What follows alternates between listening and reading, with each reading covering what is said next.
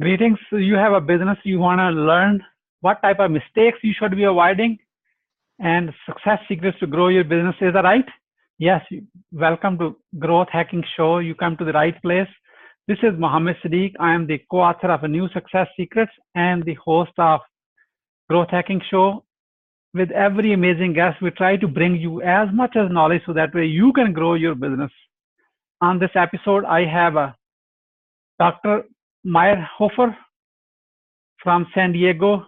He is the founder of Axel AMC LLC, is a management consultant since 2005, has helped to manage and grow other companies all around the world, United States, Europe, Middle East, from experiential learning. So that way you can actually learn. He doesn't want to be best in the world. He wants you to be the best in the world, to work with you to grow your business. So please join me to welcome Dr. Meierhoefer from San Diego. Doctor, welcome. Yeah, thank you. Very happy to be here. Doctor, let me start with this. Where were you? What happened? Who you were surrounded with that inspired you to help others to empower their business today? The situation was actually interesting. I had been asked by Merck Pharmaceuticals to come in and help them with a merger with a company called Sharing Cloud. They had brought those two companies together, and they keep both companies good stuff and then reform it with the stuff that wasn't so good. And so I put the strategy together and they liked it. And then they called me a few days later and, you know what, we realized, even though we like what we did, we have nobody who can actually implement it. Would you be willing to do that? And that was like, that was like an aha moment for me to say, wow, if I'm actually helping people to find a better way, then I should also help them to actually learn how to apply that better way. Great. So that was your aha moment. So you are watching this. What is your aha moment? So why not you write a comment underneath and let us know your aha moment so we can join in your conversation. So Doctor, as a business, you as a management consultant help so many companies, especially big companies all around the world. So we want to know based on your own experience, what are the top 3 missteps to avoid in order to grow your business? Well, the number one thing that I would say is you basically have to lead and manage without authority. And what that entails is that if you come in with any kind of perceived notion, if you're basically thinking, okay, I have a way, I have a method, I have a certain approach, and I want to kind of force that into the organization, I have found that typically doesn't work. Organization and the individuals will resist, and depending on what the circumstances are, they may let you down for a while, but it typically doesn't go anywhere. And the second thing that I find is you have to definitely be sensitive early on, be a really, really good listener rather than trying to be a consultant, right? I like to compare to be more a coach and mentor who listens to the people than being a consultant who tries to basically provide wisdom to them right off the bat. And then the third thing is you can't really expect to see results overnight or in very, very short term. You have to have a certain level of patience. Things develop and let people adjust to what you're suggesting. So if you try to use your own method, if you try to basically force things, if you don't have patience, and those would be the 3 things that I would strongly avoid. Thank you. That's great. Even you have the authority. I'm going to do a quick recap. Don't enforce the authority and be a good listener instead of talking. Right. Until you listen to your customers, you cannot grow. You don't know what they're thinking. You can't sell them what they need. Yeah, exactly. Perfect. Yeah, very good. Very good. Thank you so much. And beside avoiding the mistakes, now my next question is, what are the top 3 success secrets which someone is watching right now they can use as a cheat sheet based on your experience to grow their business? Yeah, the number one thing I'd say that has helped me and has worked pretty much in any circumstance is pay attention to develop deep trusting, relationships. And one, there's a little twist, because I know you have been doing this for, you have probably heard a lot of say, yeah, the relationships are a really important thing. What I find to be a little twist that maybe makes me different, makes it a more successful approach, is to try to figure out, and I use this myself, and they're out there, if anybody ever wants to, I'm happy to share them. There are relatively easy to learn tools to identify with pretty good precision in which of 4 categories of style the people that you're engaging with are falling. Are they very direct? Are they analytic? Are they more like teachers or more individual? Are they more creative and a little bit more interested in going in depth rather than being kind of like superficial and like the fat top of the soup kind of people?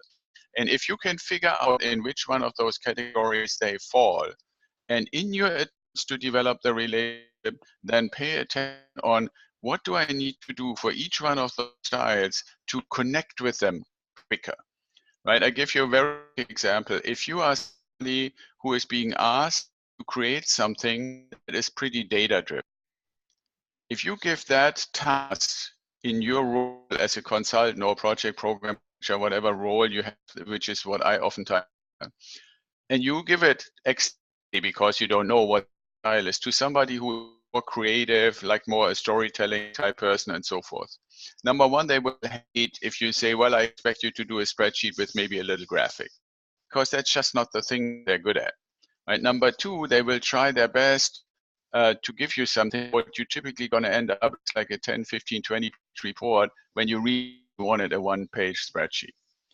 And the relationship will be strained because they try their best. You have the best of intentions, but it doesn't jive together. So by knowing that that's not a good way, you would want to give that particular type of task or that kind of like collaborative effort to somebody who is analytical and systematic. And if you need to write a report or your project is going on for a little while and you want to pick somebody who can help you write something because you don't have time, then you pick that is more creative and more like a descriptive kind of person. So yes, you want to and need to develop the relationships deeply, dependently, and trusting. But one little twist that I would say for the cheat sheet is become sensitive to the style of people. And I always try to develop kind of like a 4 view of the universe. So that's the number one thing. The number two thing I would say is take a look, be flexible of what people are already comfortable with and try to flex their comfortable zone. So if they don't like Excel, they use Google stuff, do Google stuff with. If they like to stuff with website rather than with Office application, do website them. If they hate weekly meetings because they have to drive in for 2 hours, then do Skype meetings or something on the video. So that level of flexibility, so that you them where they are already comfortable, that allows you to really be off service, and all that other that little stuff that makes life kind of harder goes away, and you can really focus on the task. And the third thing that I would say is try to get your tentacles as many pieces of the organization and the project as you can. Because the big thing, and I always say this when people say your secret sauce, is that I try to identify the picture as quickly as possible. And oftentimes people say the big picture is zoom out and you see all. And that's true. But what I mean by getting your tentacles in is that you have previously zoomed in to see all the little pieces of the puzzle. Then you can zoom out and say, okay, I see the big picture, but I also see where the holes are, where the black spots are, where the stuff is that I need to pay attention. And that also means as a consultant, especially where you need to be careful that people have power structures or internal politics or stuff like that, that might fall in your direction. And if you're not already aware of it up front, then you're surprised by it and you can't do it properly, right? So zoom in as detailed as possible, make relationships everywhere, and then zoom out and take that bigger picture and say, okay, how do I take all I learned when I was close in and apply the big picture? Thank you so much. That's a very well done, a very well focused relationship. Yes, that's like a high level. However, you have to kind of nail it. Know your customers, basically who you're speaking with. Every person is different, and as per my guests, there are 4 quadrants of the 4 personalities. So you identify their personality and build a relationship with them based on the type of personality you're dealing with. Right. Yeah, Yeah. I actually, when people ask me, because my focus area for research and academic work is in leadership, what is really one of the biggest traits of a great leader is not so much to try to get people to follow your particular personality, but to get them basically as a leader to tune in and resonate with the personality of the people that you want to engage with.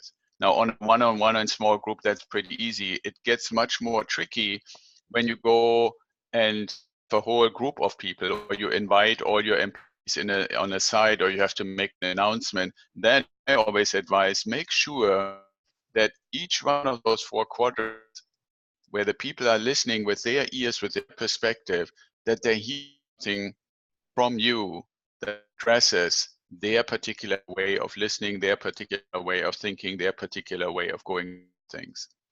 If you do that, then they leave the meeting and say, wow, it felt like he spoke to me or she spoke to me. Definitely. I can tell by reading your LinkedIn recommendations from your prospective, probably from your clients. They're all saying very good things about you. I was reading it while you were sharing it. I could not stop myself by looking at your LinkedIn profile. I say, oh my God, because you are so deep. That way they love you. Is that right, doctor? Yeah, that's true. I mean, you know what PhD stands for, right? Share with it. Go for it. It stands for piled high and deep. So, yeah, so I mean, I've been around. I'm not the spring chicken anymore, so experience is really helpful. But I've also always really appreciated to say, okay, if you really want to help somebody, you need to be willing to spend the time to go a little deeper, get to know them, get to know the organization, get to know the aspects of what's really going on, and that's what I'm always saying. As whether you're a leader, a consultant, or in any way engaging people, you want to. And I'm still learning. I'm still trying to get better to be 80% listening and 25% speaking and contributing and telling them what to do. If you can really get there and consistently be in that space, then you will have much more success than constantly being the loudspeaker. So Definitely. Thank you so much. So, doctor, how you are growing your business right now? Well, mainly through relationships. What I've been fortunate to do over the last few years is I have never considered myself particularly good in marketing and sales, but I believe I'm pretty good to very good in building these relationships. And so wherever I go, there is this German fable called Hansel and Gretel that you may have heard about, and leave kind of little breadcrumbs that I can ultimately find my way back to people. And in the industry, I'm mainly working in the life science and pharmaceutical industry. There is a lot of growth, a lot of activity in the space, and that also means that people are around, right? You may have served somebody in a consulting role for a project at healthcare in San Francisco, and one person went to Kite, and one person went to Shire, and another person went to Johnson & Johnson. And one or two things happens. Either they find that something that we've done together in another situation would be beneficial in their new role, they contact me through LinkedIn, other way, email, what have you. Or when I have some capacity, I'm saying, okay, well, I'd be for something to add to the projects and work that I already have, I go out into these different organizations, especially when through LinkedIn I get notified when a new job and stuff, and reach out, recreate the relationship a little more, reactivate it, and say, hey, I just want to let you know I have some capacity. If you're interested in my help, I would have the opportunity to bring you in and do something for your department or your organization. And fortunately, because I have been working with people in kind of like upper management where they actually can make the decision to somebody in or not, that has helped for me. So I'm not doing a whole lot of like lead generation or any of that kind of stuff. That's great. So your long-term relationships and reactivating them as there is some events change in their companies. So that way you can stay fresh on their minds. You have to refresh the relationship always. Exactly why. And it's sometimes funny. I had a discussion with somebody at Gilead last week, and before I did, and you do the same thing. I hadn't heard that name or been doing with that person before, so I went through their LinkedIn profile and found out that there were, out of the 5 places that he had mentioned, 4 of them I had also worked with. So I figured out who were the I worked with, and the beginning of their conversation was, so you were at First Republic Bank, I did a leadership program for them, and this was the VP I did it for. Do you remember that name? Back and forth. And so the first 5-6 minutes, we were just reminiscing about the things and places we have both been. The whole conversation from then on was like, we're not really friends, but you had a basis to from, and it's a total ball game. Yes, yes. Dr. Meierhoefer, thank you so much for sharing your wisdom with us today. And you're welcome. how the community of a growth hacking show, people who are watching right now, how they can support you. The best way I would always recommend is to go to my profile. Axel Meierhoefer is my name there. You can just put in, even if you mistype it, it probably finds because there aren't many people with a name like mine. So that's one thing. People can also call me. I'm always willing to give my phone number, which is 805-708-6830. My email is in the profile as well. So if somebody wants to email me, feel free to send me an email and we set something up. And I'm happy to help whoever wants some help, or somebody who needs something I might have. I'm happy to share. Again, thank you so much for sharing your wisdom with us today on the behalf of the community of Growth Hacking Show, and we really, really appreciate you. This is Mohammed Siddique signing off from Atlanta, Georgia, wishing you good luck, good sales, and I do have a path across again with another amazing guest. Until then, all best wishes. Bye.